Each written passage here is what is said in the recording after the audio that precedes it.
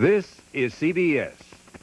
You're watching Indiana's own Wish TV Channel 8. You're watching Indiana's only 24-hour television news service, closed caption for the hearing impaired. Now, Mike Ahern, Debby Knox, weather with Cliff Nicholson, and the sports team of Fred Kalil and Mark Patrick. Live from Wish TV, this is 24-hour News 8. Good evening. It's been a night of waiting at the courthouse in Anderson. Jurors in the trial of Dr. Pravin Thakkar began their deliberations late this afternoon, and they've been at it ever since. News 8's Rick Dawson has been covering the trial of the Franklin doctor accused of performing illegal abortions, and Rick joins us now live from Anderson. Rick? Hi, Ken. 6.5 hours of waiting and still no word, still no verdict from this Madison Circuit Court jury. After 4 hours of deliberation, the jury began closing arguments at 4:30 this afternoon. They heard from the 7-woman, 5-man jury. They heard final words from both sides of this case at that time. Prosecutors reminding them of the testimony of 3 former lovers. 2 say they became pregnant before Thakkar performed abortions without consent. Another claiming Dr. Thakkar tried but failed to perform an abortion. Defense attorneys, meanwhile, told jurors that these accounts are fabrications by jilted women seeking revenge against Thakkar.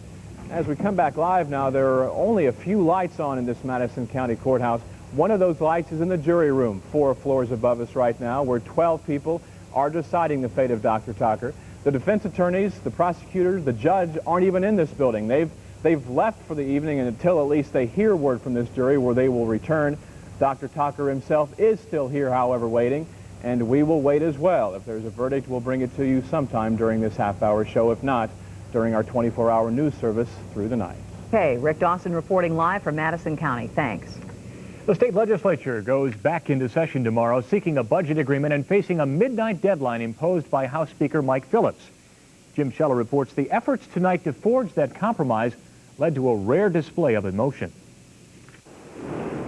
The most recent in a series of nighttime meetings at the State House produced the latest surprise in this remarkable session of the General Assembly. And I made the observation in the last couple of days of some young people that don't get in politics if you got principles. The man, sometimes referred to as the Clint Eastwood of the Senate, showed some of the strain of a second special session as he offered an apology for behavior earlier in the day. It seems to me things are kind of getting out of hand. At an afternoon meeting, Lawrence Borst had blurted out a barnyard epithet and then threatened to get personal with Pat Bauer, the chairman of a conference committee considering the budget. This time, the powerful chairman of the Senate Finance Committee addressed a hushed room. Seeing myself on television tonight and listening to a crying wife, it's kind of tough. Borst also offered his most direct response yet to charges that he and his GOP colleagues are trying to drag out budget talks until the government is forced to shut down. Lord knows if anybody in the Democrat Party thinks that we Republicans want to test the governor and see what he can do on July 1st, they are sadly mistaken. Remove the emotion, and the facts are the Republicans and Democrats are no closer to an agreement. The negotiations continue. At the State House, Jim Shella, Wish TV, News 8. If no budget agreement is reached tomorrow, House Speaker Phillips has said he will consider putting an end to this second special session. Well, coming up, a volcano in the Philippines blows up. We'll have that story, but right now, here's meteorologist Cliff Nicholson with first weather. Cliff? Finally, a little rain fell in the city this afternoon. As you can see over the past 12 hours here, there's that thunderstorm that moved through this afternoon, and we also have some right on its heels. Check out Doppler radar right here, kind of active. For you folks up north, you're getting a pretty good lightning show right now in Boone County, over into Hamilton County, down south into Morgan County. Hefty cells, and they're all moving to the east at approximately 25 miles per hour. Looks like Indianapolis, the center part of the city, is going to miss this particular storm. The first forecast for us this evening, isolated thunder showers, temperatures near 70 degrees. By the time you get up tomorrow, well, partly sunny, temperatures then in the upper 60s. We'll have a lot more in just a couple of minutes. A huge explosion has rocked Mount Minatubo, a volcano in the Philippines that's been spewing ash and lava for the past few days. Earlier tonight, a plume of ash and steam shot 50,000 feet into the air, visible as far south as Manila, which is 60 miles away. Just yesterday, about 15,000 people evacuated Clark Air Base because of the threat of an actual eruption. More than 1,000 essential personnel still remain on base for security reasons. There are reports tonight that the roads leading away from the area are jammed with traffic as residents flee in fear from the eruption. 2 small children are dead tonight in Houston, killed in a shootout between their father and police. Police say they were in the street when the father shot one of the children himself. He's running. By the time it was over, 1 toddler was dead, a baby and the father were critically wounded. The baby later died at the hospital, but the father remains in critical condition. There are reports the man had been fighting with the children's mother when he took them hostage. Some witnesses claim police fired the first shot, but officers say they were fired upon first. So far, savings and loans in Indiana have not been affected much by the mismanagement and corruption striking those in other parts of the nation, but Hoosiers could soon be paying a very high price for the federal bailout of those institutions. Today, the government's top auditor shot down hopes that the bailout would cost only about $50 billion. Charles Bowser told Congress the real price tag will be in the neighborhood of $150 billion by 1992. Now, for each of us, that could amount to an extra $1,300 on our tax return. $85 billion alone will have been spent on the bailout by the end of this year. Well, the battle between Eli Lilly and Company and the Church of Scientology heated up in the pages of USA Today. The Scientologists took out this full-page color ad in today's issue, an ad costing thousands of dollars, slamming Lilly's record with the FDA over Oraflex. Well, this time Lilly responded in the editorial pages of USA Today, attacking the church's stance on the drug Prozac and the practice of Scientology itself. Lilly Vice President Mitch Daniels says people should understand that the Church of Scientology is no church. It's a commercial enterprise organized for the single purpose of making money. Daniel added that the Scientologists have attacked other drugs and psychiatry in general, saying each patient saved by psychiatry or therapy is one less victim for the church. Well, coming up on News 8 at 11 o'clock, authorities look for the person who set an East Side fire in which one man died. And the Indianapolis Water Company is seeking a hefty increase in the rates it charges. Those stories and much more when we come back. The last bell has rung for the only school in Chesterfield. I'm Leslie Olsen. Coming up on News 8, the community-wide farewell. Tonight, investigators are trying to determine who set a fire that killed an Indianapolis man and forced 8 families to relocate. It happened at the Hawthorne Manor apartments on the city's east side. Officials say evidence indicates someone poured a flammable liquid on the hallway carpeting and a stairwell and then ignited it. 59-year-old Joseph Smith was killed. He worked as a maintenance man for the complex. Police are still looking for the arsonist tonight. The fire caused an estimated $60,000 in damage. Well, something firefighters couldn't do without is water. Tonight, Indianapolis Water Company customers had a chance to air their feelings about a proposed rate increase, the largest in 15 years. Our Lis Daily was on hand as a case was made for and against raising the cost of using water.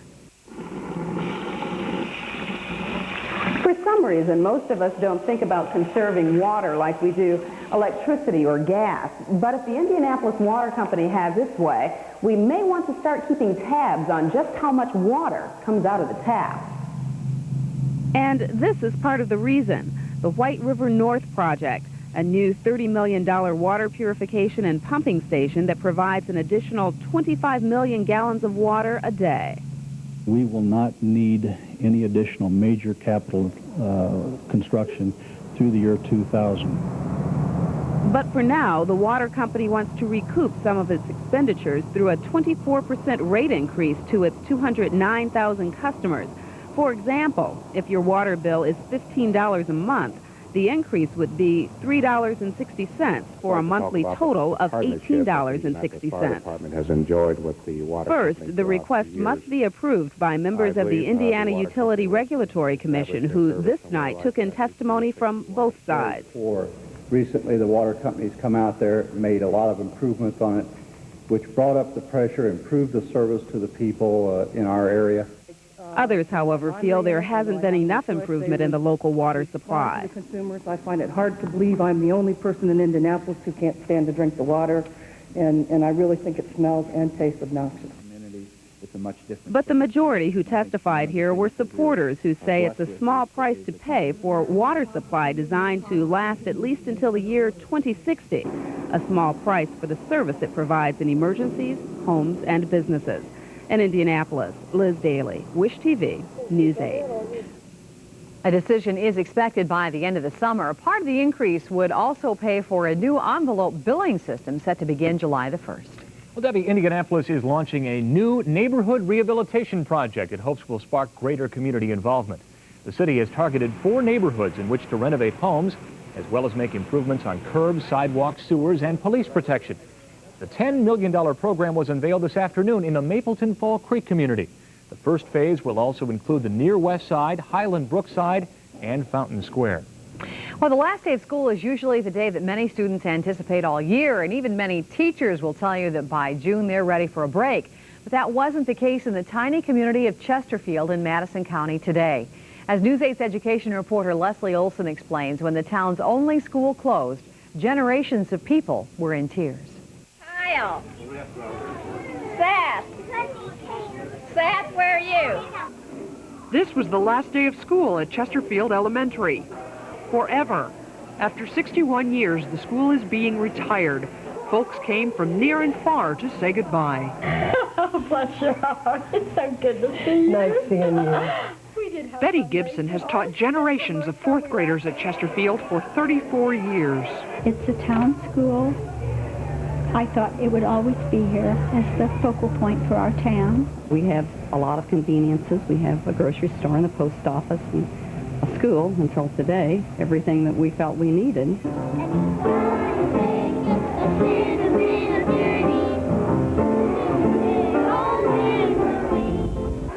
Students took the community on a sentimental journey that began in 1930. There were 4 rooms, 2 grades to each room. The community had about 300 people, and everyone knew everyone else. That community spirit was recently rekindled during a feudal battle with the Anderson School Board. They did talk about rebuilding and then tearing our section down. We were hoping they would. That was just to get your hopes up. As a final tribute to Chesterfield, the children sang songs from the school's 6 decades of community service. Everything from the polka to the theme from Miss America was included. There she is, Miss America.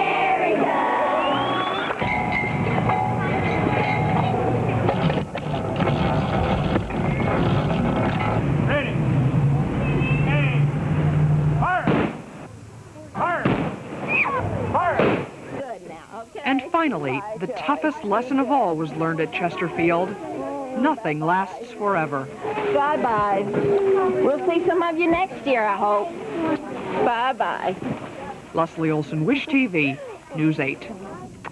The students from Chesterfield will be bused next year to other Anderson School Corporation schools. As for the school building, well, its future is uncertain. It's a sad story, isn't it? It is. The latest on the space shuttle mission, and meteorologist Cliff Nicholson has our weather forecast. It's all coming up when we come back.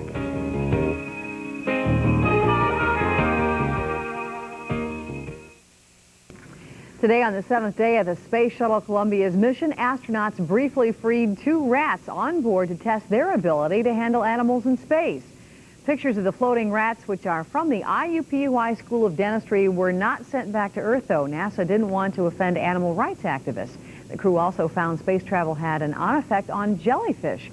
Instead of bobbing up and down, the jellyfish swam in circles. What do you know? Interesting, yeah. Usually if it rained on a day, we'd say rats, Cliff, but we needed it today. Yeah, we did get a little bit coming through town here. Cornersville picked up about 1/3 of an inch of rain. Marshall, Indiana, about a 1/4 of an inch of rain. We didn't get too much here. You folks in Noblesville right now, I know you can see the lightning outside. You're going to get a little bit more before the evening's over. How do we do as far as our temperature extremes today? The high temperature this afternoon popped up to about 83 degrees, and that after a low this morning of 65. At the airport, 7/100ths of an inch of rain, not too very much. Here at the station, we picked up about 2/100ths of an inch of rain, but that's better than nothing, for heaven's sake. Right now, under mostly cloudy skies, the temperature is 69 degrees, dew point temperature at 66. The relative humidity up there this evening, 90%. Winds out of the southwest at 12 miles per hour, and the barometer says 29.97, and it's currently steady. Take a look at some cloud cover over the nation past 24 hours.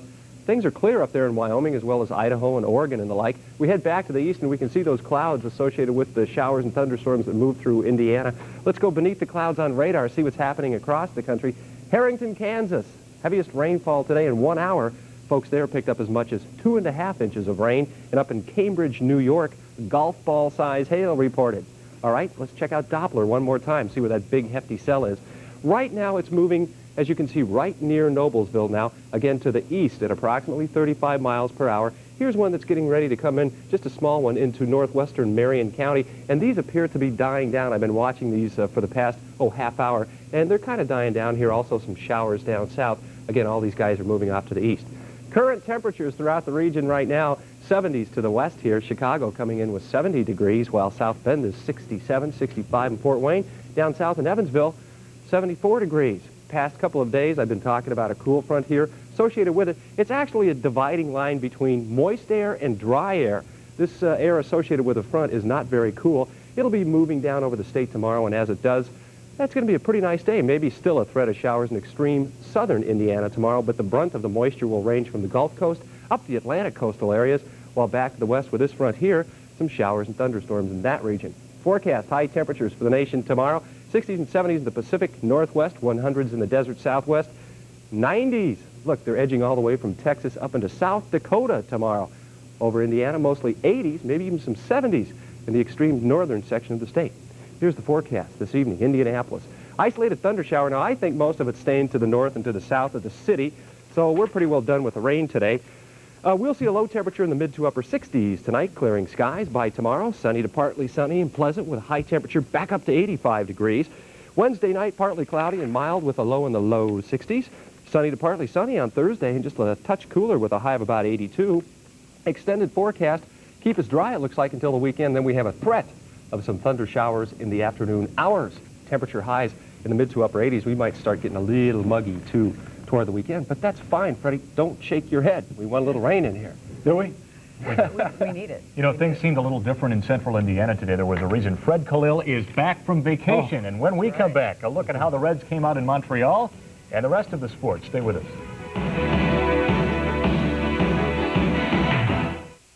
Freddie, I guess this is a sign of how important this series is to many sports fans. It doesn't really resume until tomorrow night. Here we are talking about it. The hype leading up to it, you know, you gotta spread it out for TV. Basketball. As we said earlier, NBC's loving this first year, right? Sure, it's wonderful. So we, as a rival network, got to root for 5 games and get them off the air. That's right. The Bulls and Lakers play Game 5 of the NBA Finals tomorrow night at the Forum in Inglewood. More bad news for the Lakers, though, who trail 3-1 in the best-of-7 series. Coach Mike Dunleavy says Byron Scott and James Worthy will not play tomorrow night. Meantime, at the Bulls workout today, Scottie Pippen feeling good after his appearance on Arsenio last night. And then watch the crowd following Michael Jordan. Can you imagine trying to get an interview with this guy? Jordan talked about Game 5 and trying to put the Lakers away, avoiding Game 5 on Friday. I'm certainly trying to put it out of my head. I mean, all you guys, everybody from Chicago has probably already got the parade started, and you know, all they need is a sealed victory. He's right. A couple of other NBA notes. First, the Washington Bullets traded their 8th overall pick to the Denver Nuggets for high-scoring guard Michael Adams and the 19th pick in the draft. Denver will now choose 4th and 8th. Larry Brown of the San Antonio Spurs has been given permission to talk to the University of South Carolina about its basketball coaching job. Brown has 2 years left on his contract in San Antonio. Tonight in baseball, Cincinnati at Montreal. Watch Eric Davis pulls up lame. Might have been bothered there with a muscle pull tonight. ED always seems to be injured. He's got some bad luck. Anyway, Chris Sabo, 3 hits tonight for the Reds. This one is a 2-run double. Norm Charlton gets the win off the DL. Final 6-1. Reds win. And tonight in Shea Stadium, somebody help this guy find his seat. Look at that. And if you're in it, plan on being bitten. Look at that. No help for the young K9. Kevin McReynolds, a 2-run homer in the 4th. Frank Viola gets the victory for the Mets. 2-1. The Braves lose to New York. On the National League board, Dodgers and Pittsburgh rained out. San Francisco beat the Cubs this afternoon in 10. Roger McDowell walks in the winning run in the 11th. In the American League, the White Sox played in Texas tonight. The Rangers were losers of 8 in a row heading into tonight's game. Now, Lance Johnson, your buddy, Ken Owen, close personal friend of Ken Owen, this guy. You're a big soccer fan. Oh, yeah. Former college roommates, right? Let's really stretch it out. Yeah. 61st career shutout for Nolan Ryan. He struck out 10. The guy you saw being struck out was Timmy Raines. Bottom of the 6th, Mike Stanley, a base hit to score Rafi Palmeiro. 2-0. Rangers win. On the scoreboard, Minnesota continues that winning streak. 5-3 over the Yanks. Cleveland over Toronto. Kansas City got 16 hits tonight in shutting out Baltimore. Rochester, the Red Wings, over the Tribe, big time. Finally tonight, it's time for the plays of the day. We'll pick it up with Minnesota's Danny Gladden. He was on camera tonight. What's the first thing Danny zooms in, focuses in on? Oh. Yep, they made a movie about her. Stone Cold, I think it was. Gladden all over. Whoa! Mike Huff in right field for Cleveland. Then we had a great play at the plate. Casey Candell is going to try to score. John Kruk puts his gut behind it. What was Kruk, wasn't it? He's out. Those are the plays of the day. Was there a relay throw in there? I couldn't tell. There was a relay throw in there. That was a heck of a throw. throw. I'm glad you brought that up. He didn't just... His gut's not that big. No. Thank you, Fred. Thanks, Fred. Patty Spitler with the Entertainment Report when we come back. Good. Madonna might be getting into a baseball uniform. We'll explain that. Also, Julia Roberts says no to Kiefer Sutherland. We'll have the details in just a moment. Well, a Hollywood romance appears to have soured, and could Madonna be heading to Southern Indiana? Patty Spitler has details on those stories in tonight's Entertainment Report, plus a possible presidential bid by none other than rocker Frank Zappa. Good evening. Some news to settle your day, or maybe make your day. Madonna might be coming to Indiana. Southern Indiana will be the site of a major movie with director Penny Marshall. Deborah Winger will star in the film about a women's baseball team in the 1940s. And now word has it that Madonna will have a part in the show. That means she'll probably be in Indiana for some of the filming. The title of the movie, well, it's appropriate. It's called A League of Their Own.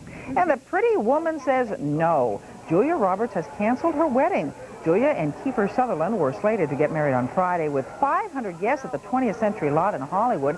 Now, Julia has postponed the wedding. No word on when the knot will be tied or why the postponement happened in the first place. The word is mum there. The word here is Frank Zappa. How about Frank Zappa for president? The rock star and outspoken freedom of speech advocate is considering running for president. According to Frank, he's called 2 political consultants and is doing a feasibility study to see what it would take to get him into the White House. Zappa says he will run nonpartisan, and the key to his platform is abolishing income taxes. He says, how can I make things worse than they already are? About his chances, Zappa says, they're not good, but a chance is a chance. Well, I guess that sums it all up, huh? Have a good night. Ken and Debbie? Abolish income taxes. Yeah, that sounds pretty good. It might work. We'll be back right after this. Still a pretty good lightning show out there just north of Indianapolis. Let's take a look at radar here. That little blinking cell in northern Marion County is moving to the east at 25 miles per hour. It should be dissipating within the hour. Tomorrow we'll see a high in the mid-80s. Ken. Thank you, Cliff. Finally tonight, another story from our It's the Thought That Counts department. They're celebrating a 12-day Texas festival at the Kennedy Center in Washington, and today, to kick off the festivities, folks from Texas presented the National Zoo with a Lone Star state-style gift. I knew I'd have trouble with that. An armadillo. Trouble is, as it turns out, this isn't from Texas. It's a South American armadillo. Oh, they're cheating. Well, there's a reason for that, Debbie. The zoo does not have specially lighted cages needed to house the nocturnal 9-banded Texas armadillos. It can handle the 6-banded South American armadillo. Oh, I'm glad you cleared that up. Yes, that's right. That's our news this evening. I'm Debby Knox. Now you can sleep easily. I'm Ken Owen. We'll see you back here again tomorrow. Have a great night.